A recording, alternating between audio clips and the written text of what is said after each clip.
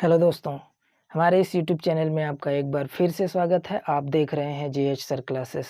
दोस्तों, इस वीडियो में हम फिर एक महत्वपूर्ण टॉपिक को क्लियर करेंगे, पारिस्थितिकी यानी कि इकोलॉजी। तो पूरी तरह से आपको समझ में आएगा और याद कैसे रखना है हम ये भी बताएंगे। बस केवल आप पूरा वीडियो ज़रूर देखिएगा और अगर चैनल अभी भी सब्सक्राइब नहीं किए हैं तो सब्सक्राइब कर लीजिए और बेल आइकन भी प्रेस कर दीजिए।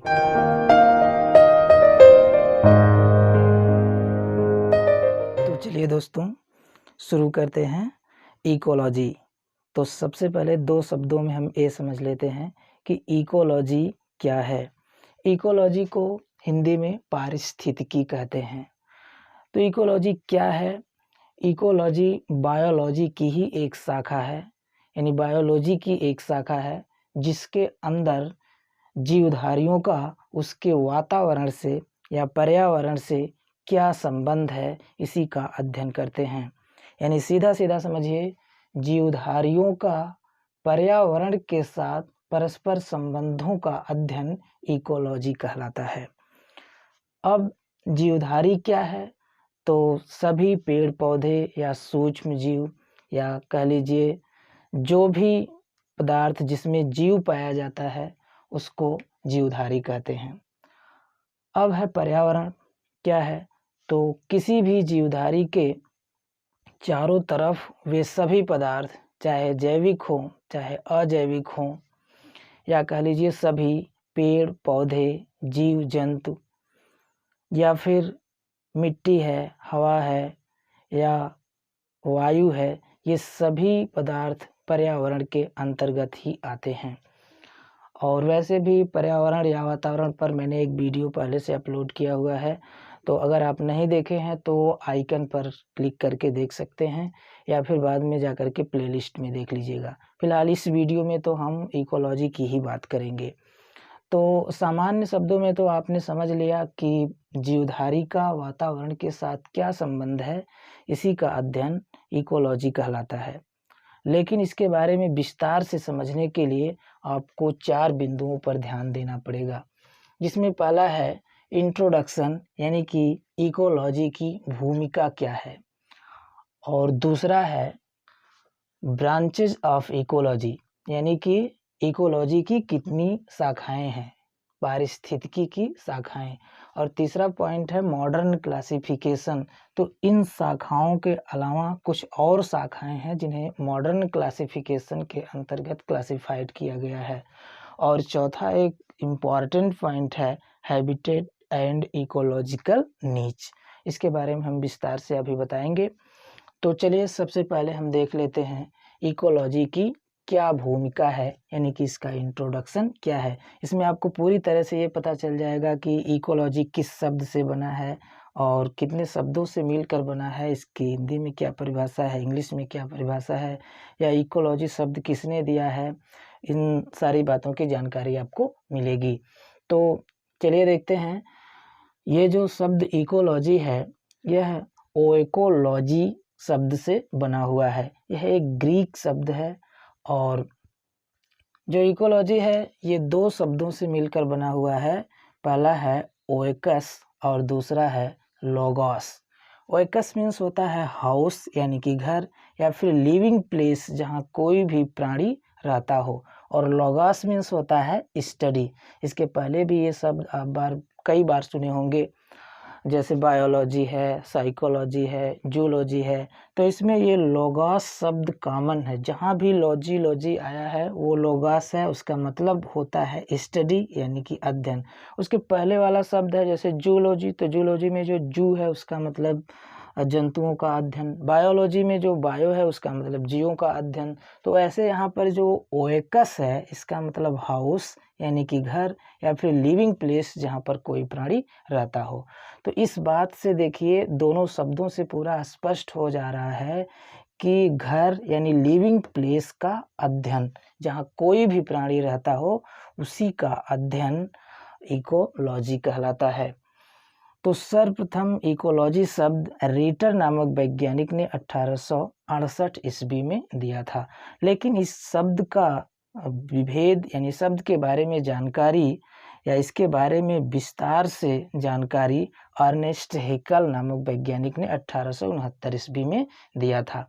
यहाँ पर थोड़ा सा कन्फ्यूजन हो जाती है कि अगर ये पूछा जाए कि सबसे पहले इकोलॉजी शब्द किसने दिया, तो थोड़ा सा कन्फ्यूजन होती है कि रीटर को क्लिक किया जाए या रीटर को मार्क किया जाए कि हैकल को।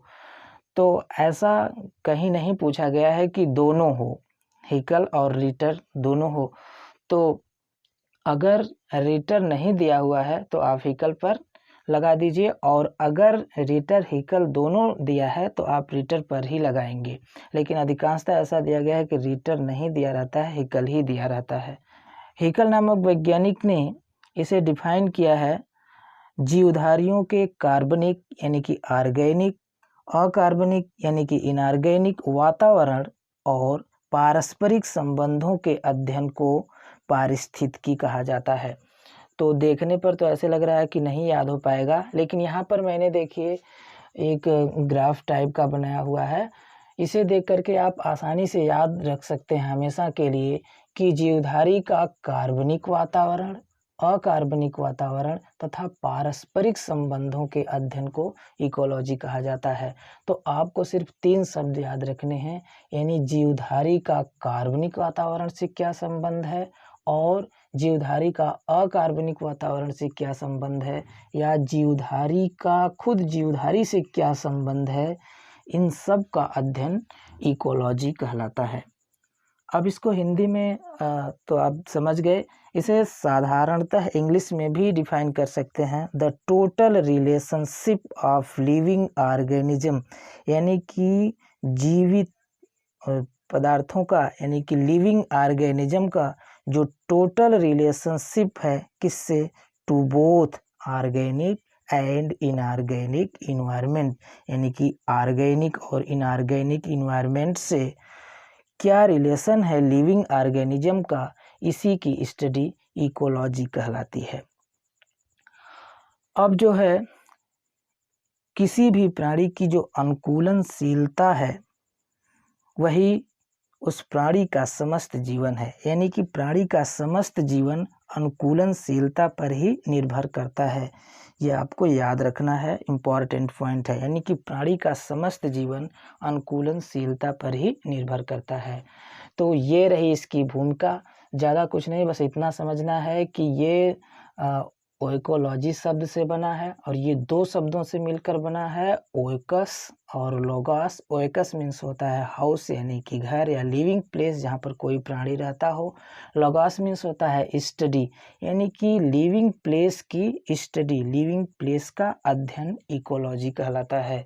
इस शब्द को सर्वप्रथम रीटर नामक वैज्ञानिक ने 1868 ईस्वी में दिया, और इसकी विस्तार से जानकारी अर्नेस्ट हैकल नामक वैज्ञानिक 1869 में दिया।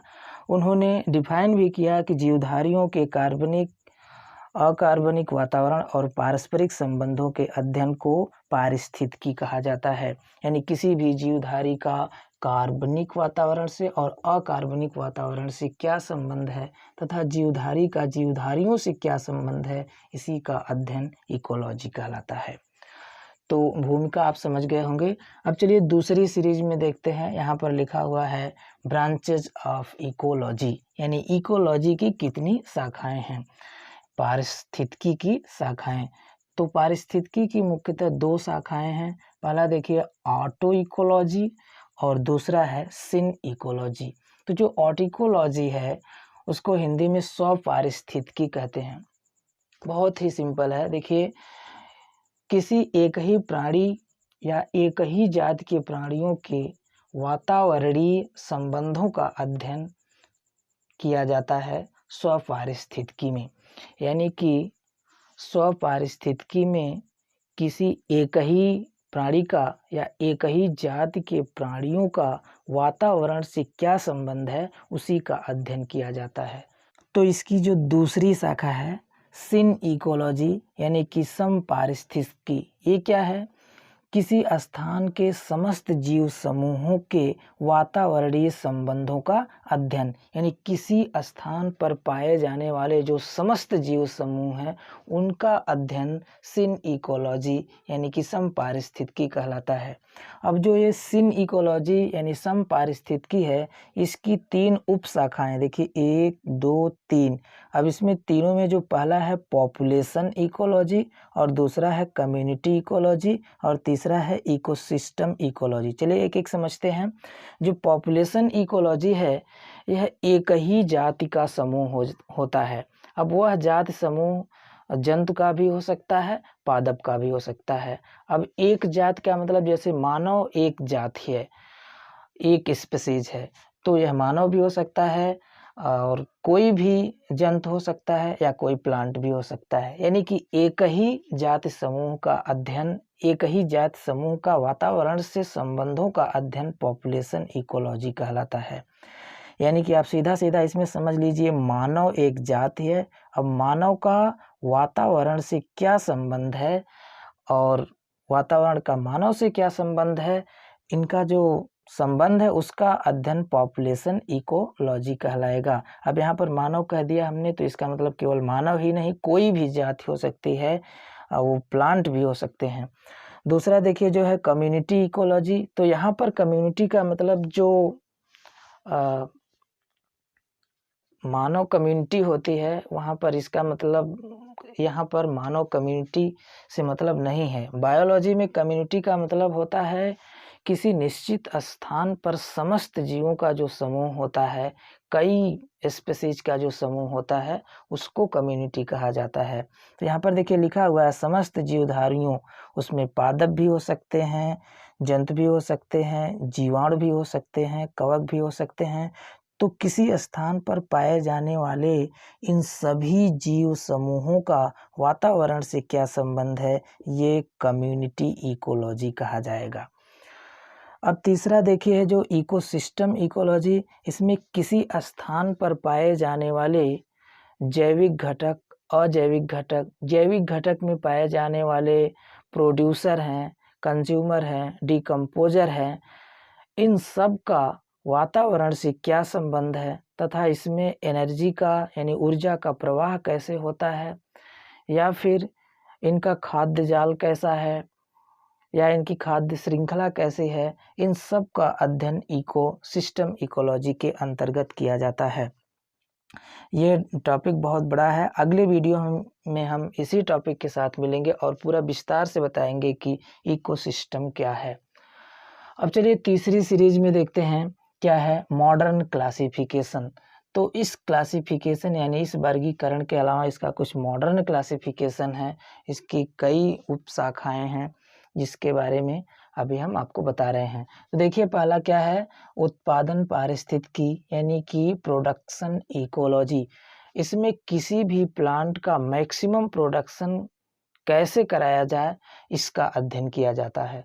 और दूसरा है जीन पारिस्थितिकी।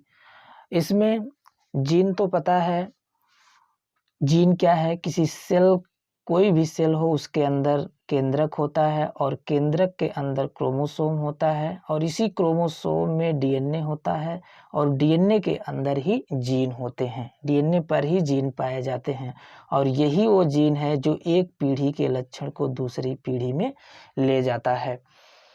तो यहाँ पर जीन पारिस्थितिकी का मतलब है कि कोई भी जीन किसी भी पौधे में किस प्रकार एक्टिव रहता है और किस प्रकार जो है उसको रेजिस्टेंस यानी कि प्रतिरोधक बनाता है, इसका अध्ययन जीन पारिस्थितिकी यानी जीन इकोलॉजी में किया जाता है। तीसरा देखिए पूरा पारिस्थितिकी, इसका मतलब पैलियो इकोलॉजी, यानी कि पहले का वातावरण कैसा था और बदल करके अब कैसा हो गया तथा पहले के जीव पहले के वातावरण के अनुसार अब का जीव अब के वातावरण के अनुसार कैसे विकसित हो रहे हैं, इसका अध्ययन पैलियो इकोलॉजी यानी पूरा पारिस्थितिकी के अंतर्गत किया जाता है। और चौथा है ऊर्जात्मक पारिस्थितिकी, इसको इंग्लिश में एनर्जेटिक इकोलॉजी कहते हैं। यानी किसी भी इकोसिस्टम में, किसी भी जीव समूह में ऊर्जा का प्रवाह कैसे हो रहा है, यह ऊर्जात्मक पारिस्थितिकी के अंतर्गत देखा जाता है। और पांचवा है विकिरण पारिस्थितिकी। पृथ्वी पर पाए जाने वाले समस्त रेडियोधर्मी पदार्थ तथा उनसे निकलने वाली विकिरण का वातावरण के साथ क्या संबंध है, प्राणियों से क्या संबंध है, इसको विकिरण पारिस्थितिकी या रेडिएशन इकोलॉजी कहते हैं।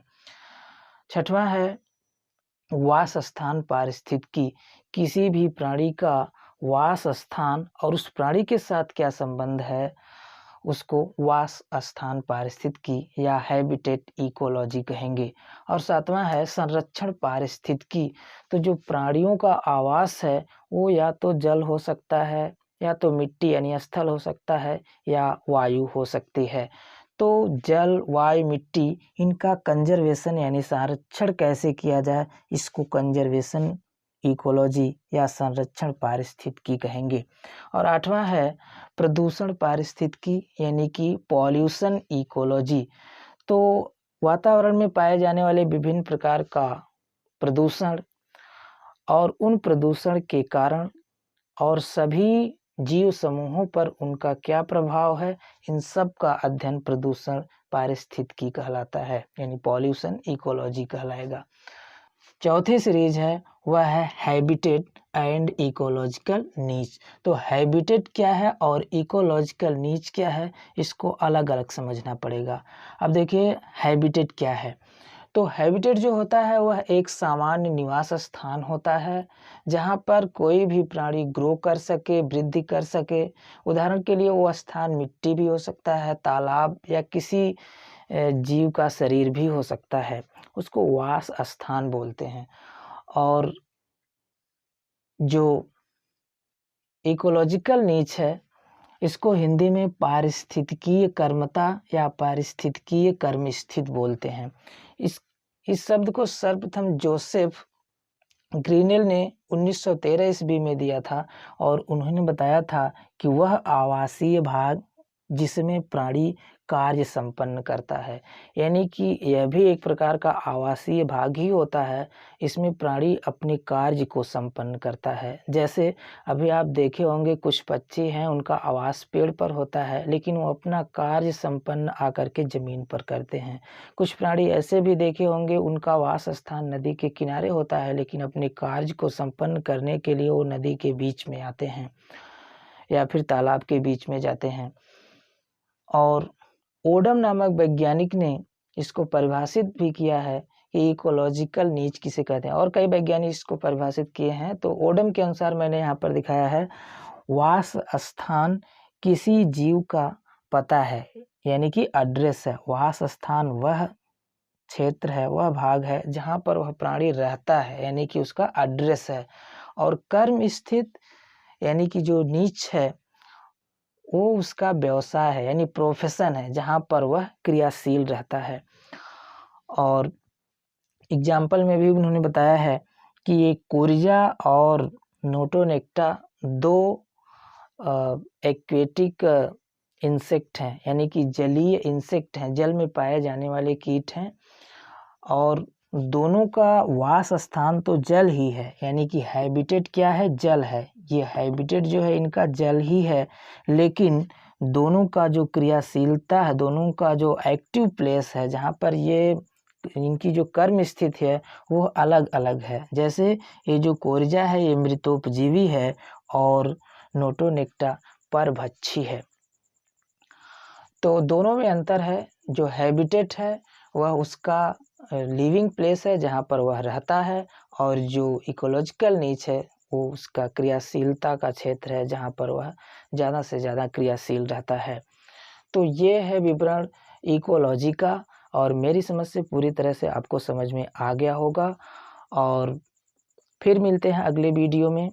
पूरा वीडियो देखने के लिए बहुत बहुत धन्यवाद।